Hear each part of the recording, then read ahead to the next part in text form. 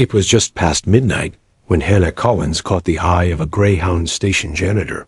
She sat alone in the far corner of the Kansas City terminal, her hoodie pulled up despite the warmth, her backpack clutched tightly between her legs, like it was part of her body. Dozens of passengers had come and gone since she arrived, but she hadn't moved more than a few inches. She hadn't eaten. She hadn't spoken. Just sat there with her head down, eyes occasionally scanning the room. The janitor mentioned her to the front desk. A passing security guard shrugged. Runaways were common. Maybe she was waiting for someone. But by 3 a.m., a concerned traveler finally walked up and whispered to the woman at the ticket counter, "That girl's been here forever. Something's not right." The call to the local police wasn't traumatic. Routine welfare check. 2 officers arrived quietly. One was a younger patrolman named Officer Ramos. The other, Officer Dale, a 10-year veteran with a calm, skeptical demeanor. They approached her without sirens, just cautious voices and soft steps. "Miss?" Officer Ramos said, kneeling slightly to her level. "You all right?" She looked up. Her eyes were tired but steady. "I'm fine," she said quietly. "Can we ask your name?" "Hannah. Hannah Collins." She handed over a worn driver's permit. 19. No criminal record. A faded address from rural Arkansas. "You waiting for someone?" Officer Dale asked. "No," she replied. "I'm going home." "Where's home?" She looked away for a moment. "South of Little Rock." "How long you been here?" "Since yesterday morning." Officer Ramos exchanged a glance with his partner. "Do you mind if we take a quick look in your backpack?" Hannah hesitated, then gave a soft nod. "Just, please be careful with it." He unzipped the top. Inside were only a few things: an old toothbrush, a stick of deodorant, a tightly folded blanket, a dog-eared Bible with pages marked in pen, a crushed granola bar.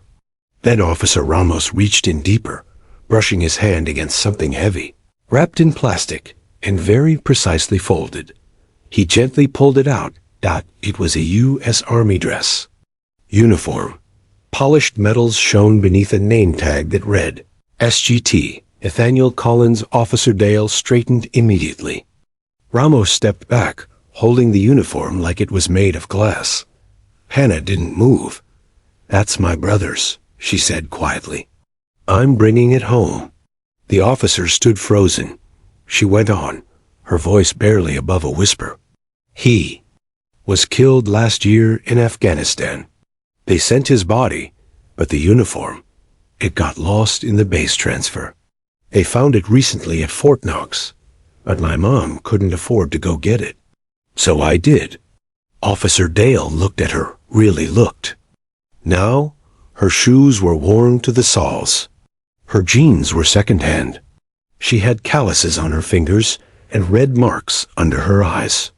Still, she sat there with dignity, her back straight, her hands steady. "I've been traveling 2 days by bus," she added.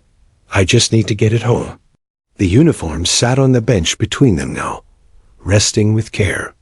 Neither officer said anything for a moment. It was Officer Ramos who finally spoke. "Have you eaten?" She shook her head. "Come on," he said. "There's a sandwich place across the street." He bought her a hot turkey sub and a bottle of water. She said thank you, then unwrapped it slowly, almost apologetically. Back at the terminal, the uniform remained in plain view. Later that night, Officer Ramos posted a single photo on a veterans Facebook group, the folded uniform on the bench, beside the girl who wouldn't ask for help. No caption. Just the image. By morning, it had over 50,000 shares. And Hannah had no idea. The entire nation was about to hear her story. Officer Ramos sat quietly across from Hannah as she slowly unwrapped her sandwich. He had seen many things in his years, on the job: overdoses, fights, runaways, but there was something in this girl's stillness that unsettled him more than any of those. She wasn't afraid. She wasn't angry. She just looked worn. The uniform rested beside her like it had a heartbeat of its own. She glanced down at it between bites, as if to reassure herself that it was still there.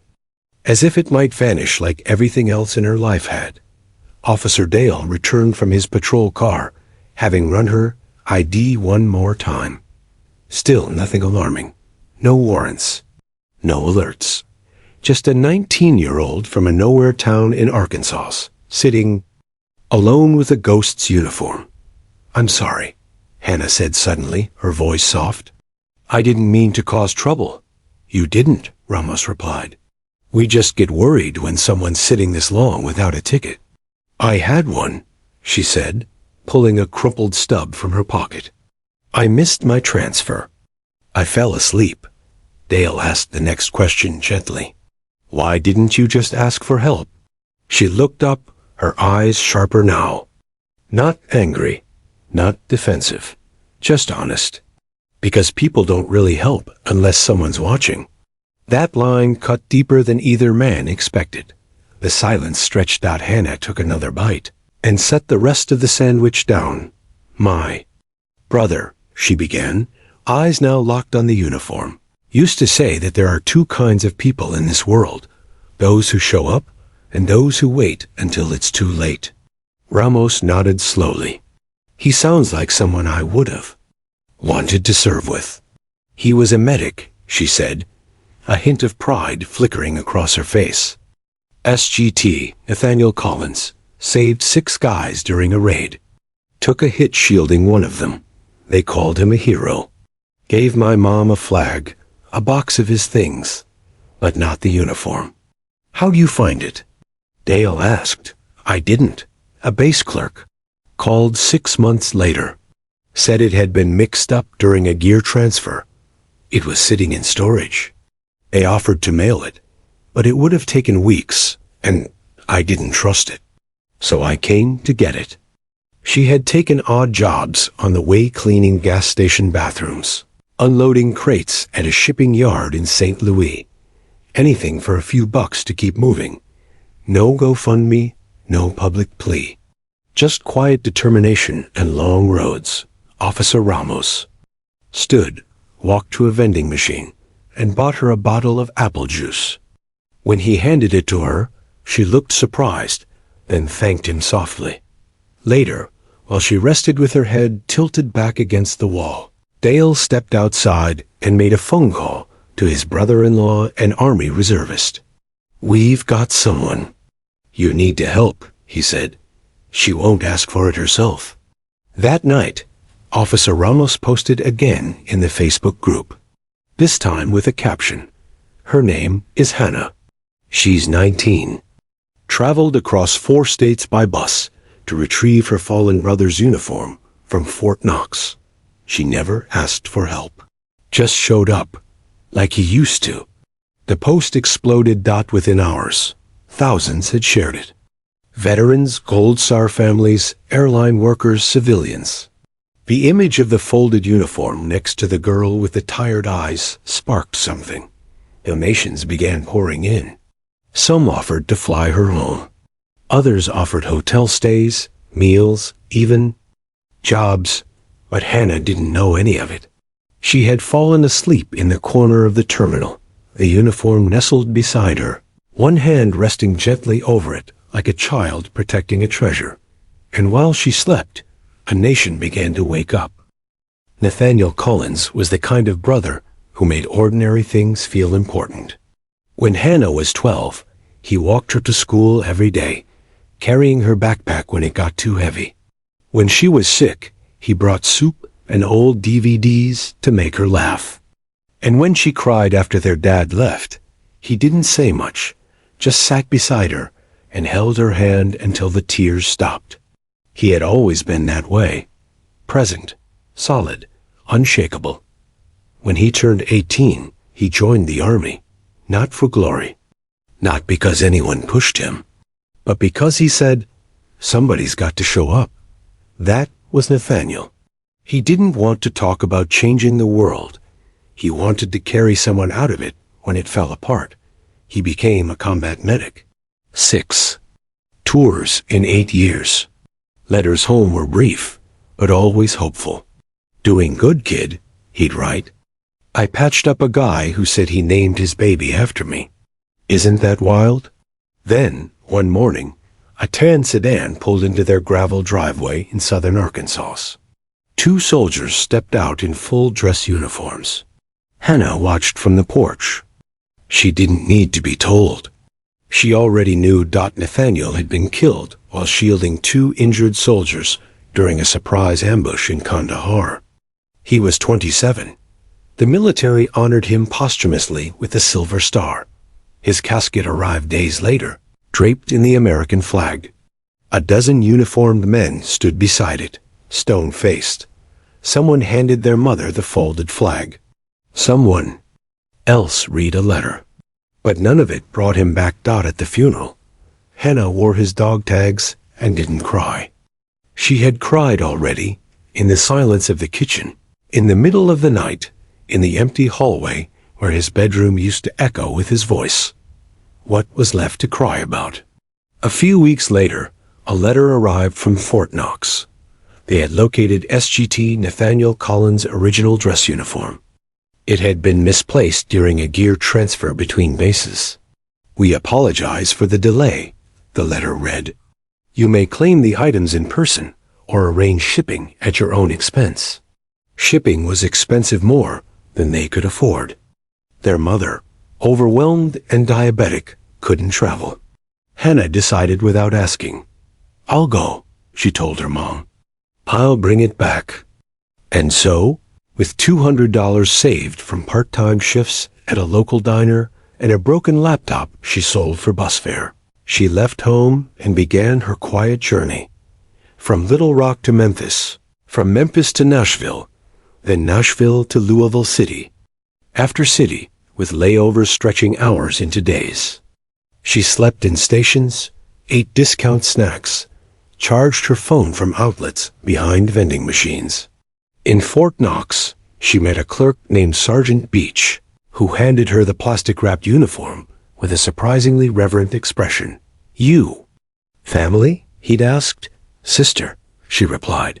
He stared for a moment, then said, "He saved 2 guys from my unit. One of them's my cousin. I owe him." He offered to help pay for her trip back. She politely declined. "I need to finish it myself," she said. He nodded. Now, with the uniform safely in her bag, she was retracing the road home, exhausted, broke, and completely unaware that 1,000 strangers online had started asking the same question. Who is this girl? And more importantly, how do we help her finish what she started?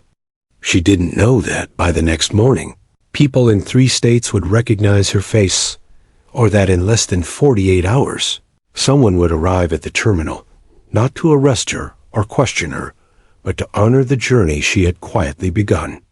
With nothing but a backpack and a promise to her brother. Asterisk in a weathered 1-story house outside Sheridan, Arkansas, the Collins family lived in quiet survival mode. The porch sagged, the roof had patched shingles, and the mailbox leaned sideways on a rusted nail. Inside, a hand-me-down recliner sat beside a couch missing one armrest, and an old coffee pot groaned to life every morning before the sun rose. Sarah Collins, Hannah's mother, moved through her days slowly. Diabetes made her limbs stiff. Grief made her breath shallow. She rarely left the house anymore, except to pick up insulin or drop off her younger son, Mason, at his special needs program twice a week. Mason was 12, nonverbal, and obsessed with puzzles. After Nathaniel died, he refused to sleep without his brother's sweatshirt draped across his bed. Every night, Sarah tucked it beside him like a second pillow. Every morning, he folded it carefully and placed it on the shelf. It was his ritual, his peace. Nathaniel had been more than a brother to him. He'd been Mason's anchor. Hannah had once dreamed of college.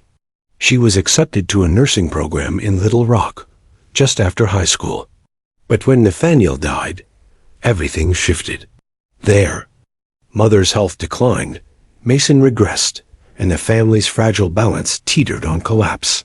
So Hannah stayed.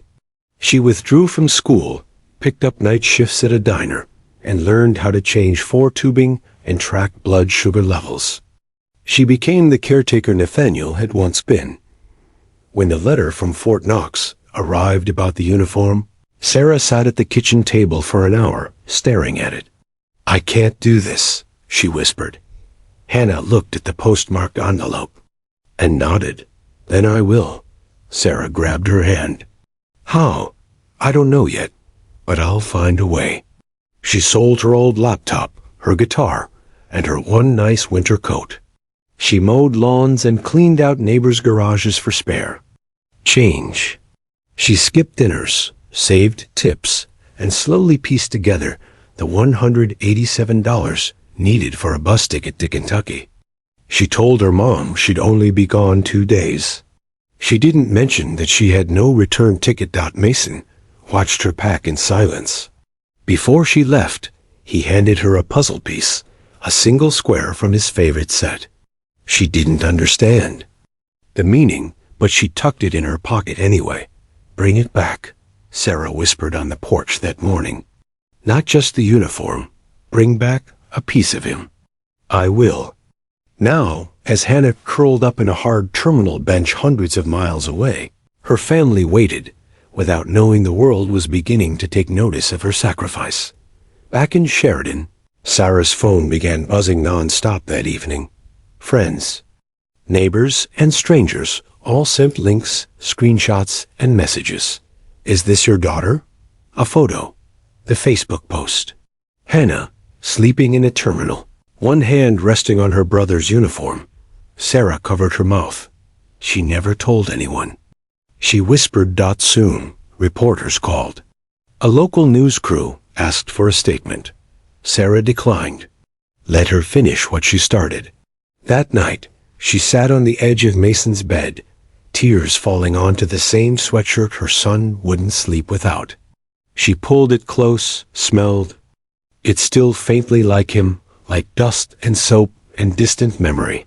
"She's doing this for you," she whispered. "For all of us." Meanwhile, a dozen strangers, veterans, mothers, pilots, volunteers, were already making plans to meet Hannah. Not to interfere, not to hijack her story, but to honor it. Quietly, properly, as Nathaniel would have done. Because while Hannah had left Sheridan with nothing but a backpack, what she carried meant everything. And now, others could feel it too. By dawn, the post had been shared more than 150,000 times. It started with veterans.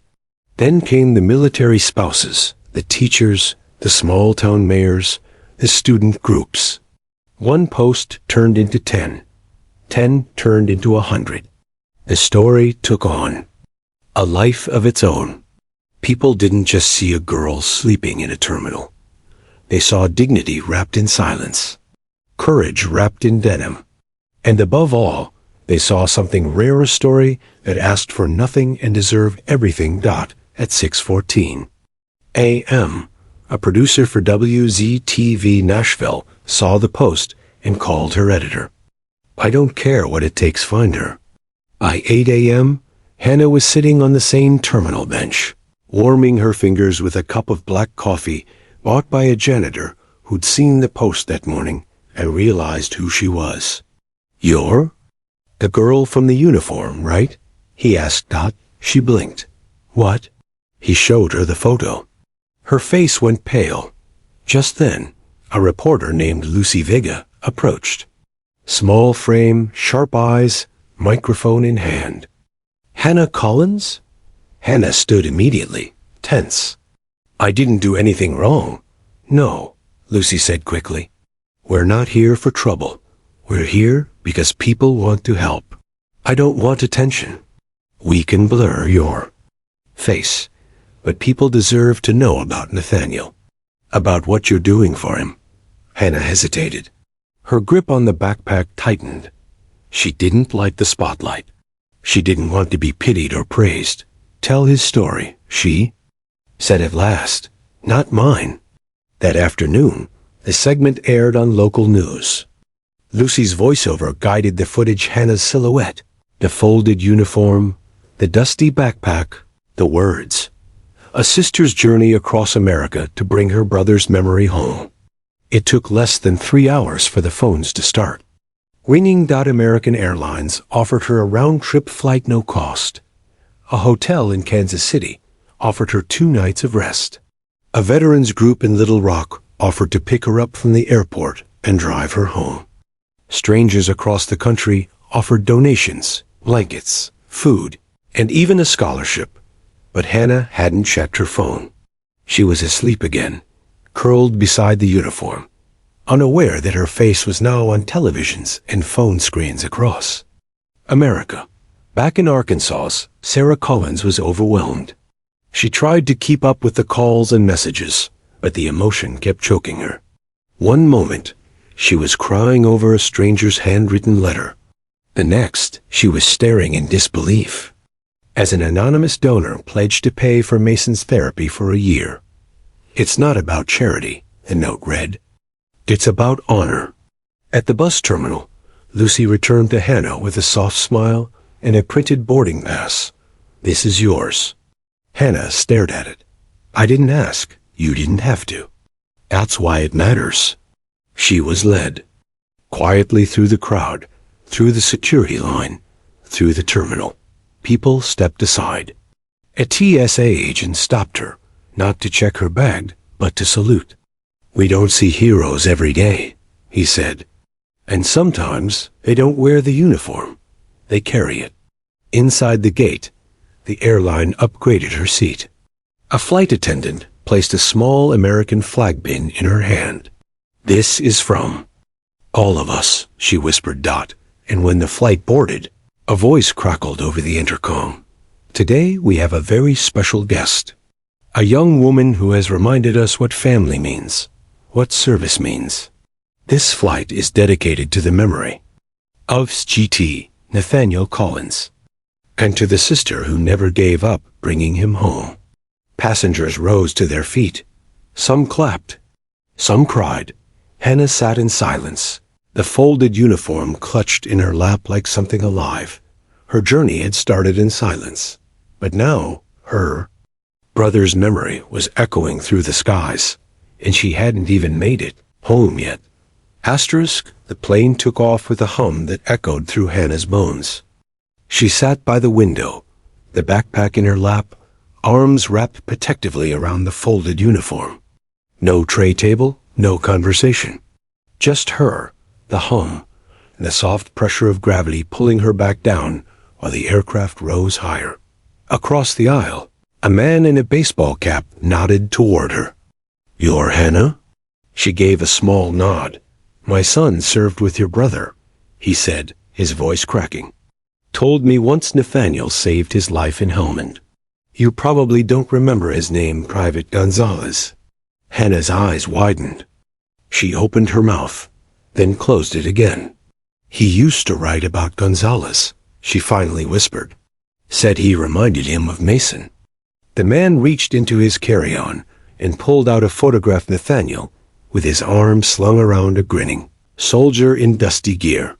Gonzalez. They sat in silence the rest of the flight, sharing stories without needing many words. When the pilot's voice came over the speaker again, it was different. No weather updates or routine announcements, just reverence. Ladies and gentlemen, we'd like to take a moment to acknowledge a very special passenger on board. Hannah Collins is carrying home the uniform of her late brother, SGT Nathaniel Collins, a soldier who gave everything for his country. And she has given everything to bring him home.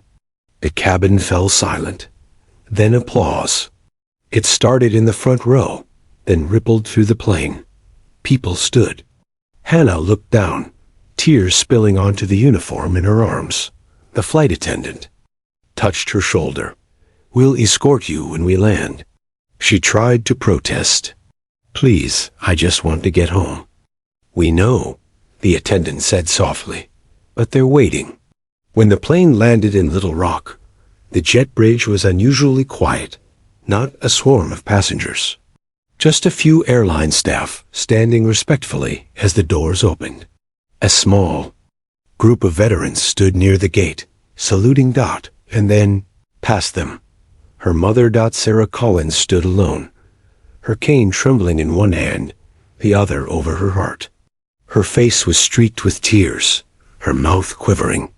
Behind her, Mason clutched a cardboard sign that read in crooked marker, "Welcome home, Hannah." Hannah stepped off the plane slowly, eyes locked on her family. Her knees nearly buckled as she crossed the gate and fell into her mother's arms. "You did it," Sarah whispered. "You brought him home." Mason hugged them both, his arms wrapping around his sister like vines. Then he pulled something from his pocket, the puzzle piece he had given her before she left. "You kept it?" Sarah asked. Hannah reached into her own pocket and pulled out the matching piece.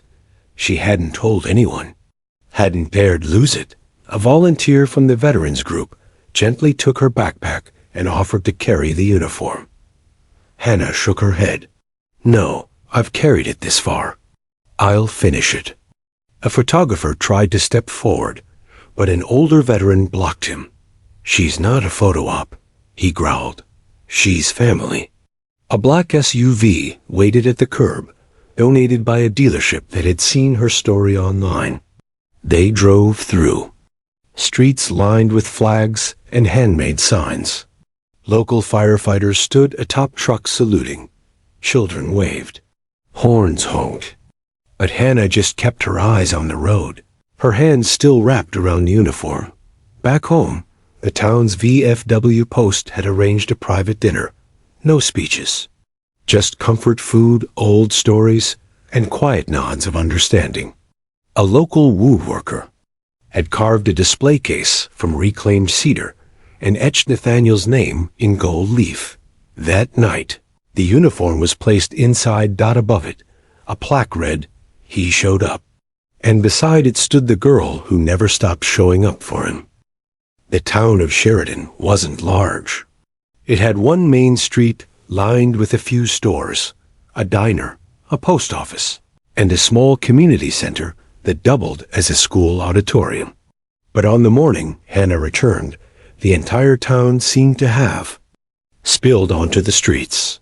Flags waved in every window, and a gentle breeze carried the scent of fresh pine and barbecue. Hannah stepped off the black SUV that had brought her from the airport, her heart pounding in a rhythm she hadn't felt since childhood. She wasn't a soldier. She wasn't a hero. She was a sister who had carried a heavy burden alone.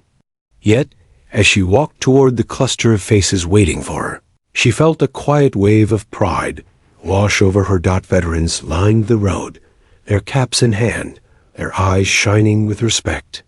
Children held hand-painted signs that read, "Welcome home, Hannah, and thank you for bringing him back." Neighbors stood beside strangers, their voices humming in a low chorus of gratitude. Her mother was the first to reach her arms wide open. Sarah Collins clutched Hannah tightly, her hands trembling as she whispered, "You did it?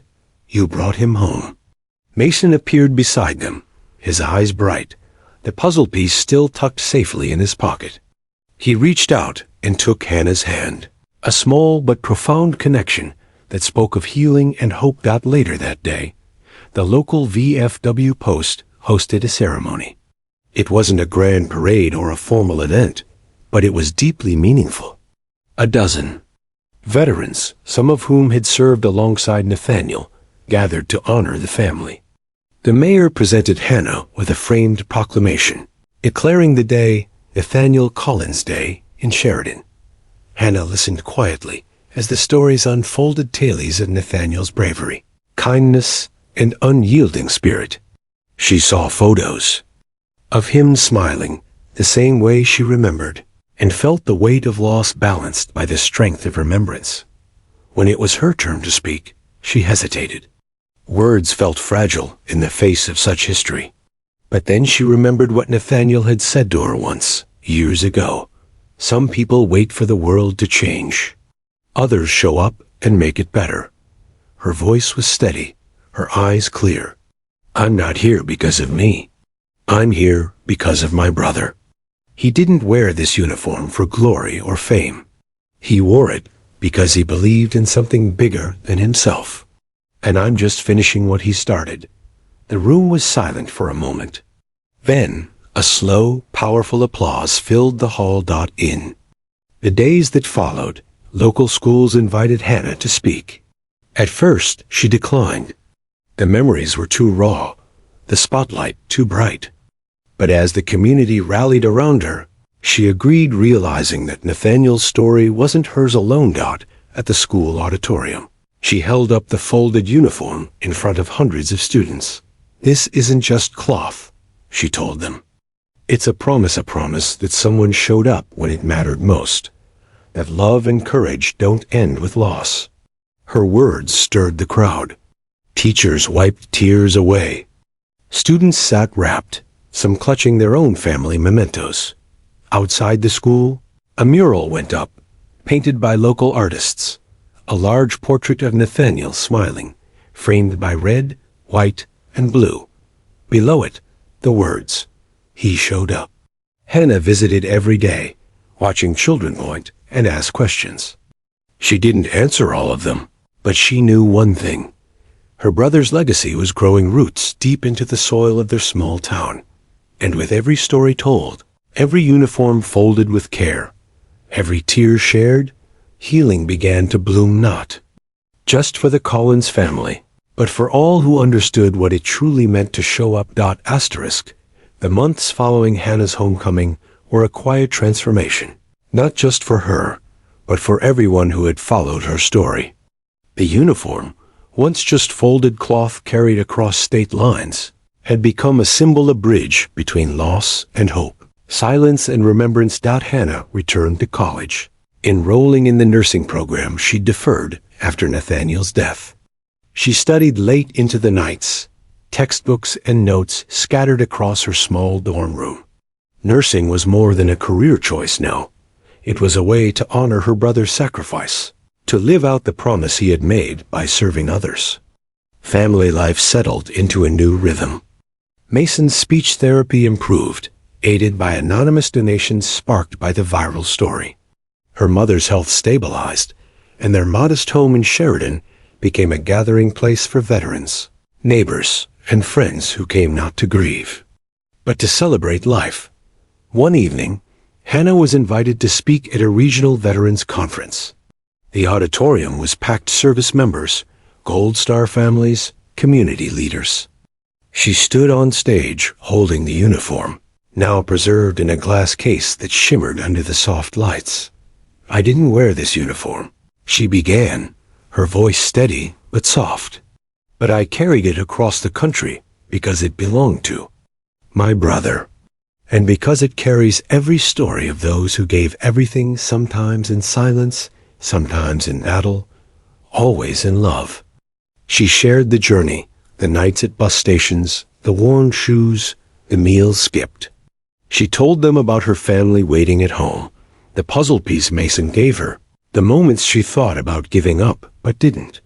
It's easy to feel invisible in the world, to think that no one sees your pain, your sacrifice. But when you show up, when you carry on, you create ripples. Ripples that touch hearts, change minds, and bring people together. The crowd rose to their feet, applause washing over her. Like a tide, some wiped tears, some nodded in recognition. Many understood intimately the weight of the uniform she held. After the speech, a young soldier approached. "My sister did the same," he said quietly. "We lost her last year. Seeing you, it helps." Hannah smiled. "We're not alone." Back at home, the uniform rested beneath a framed photo of Nathaniel laughing with friends under the summer sun. The case stood on a shelf in their living room, a sacred space where stories were told, where memories lived. Hannah often traced the medals and ribbons with her fingertips, feeling the cold metal that once gleamed under foreign skies. To her, it wasn't just a symbol of war or loss. It was a reminder that love endures, even after the last salute. Her story inspired others. Veterans started programs to help families like hers silent heroes who carried grief in private pockets. Schools introduced lessons on service and sacrifice. That went beyond history books. Focusing on humanity. Hannah stayed humble. She never sought the spotlight. But when people approached her, she told them what she believed most deeply, that every uniform has a story. Every service member has a family, and every act of showing up matters. One afternoon, Mason handed her a new puzzle piece, a small painted heart. "Keep it," he said with a rare smile. She placed it beside the original piece in a small wooden box she kept on her knitstand. The pieces fit together perfectly. And so did their lives fractured. Yes, but whole in a way only love can make them. The folded uniform still lay in its case, but its story was no longer just about loss. It was about courage, family, and the quiet strength of those who show up no matter what. Because sometimes the loudest echoes come from the softest voices, and sometimes a folded uniform is more than cloth. It is a promise.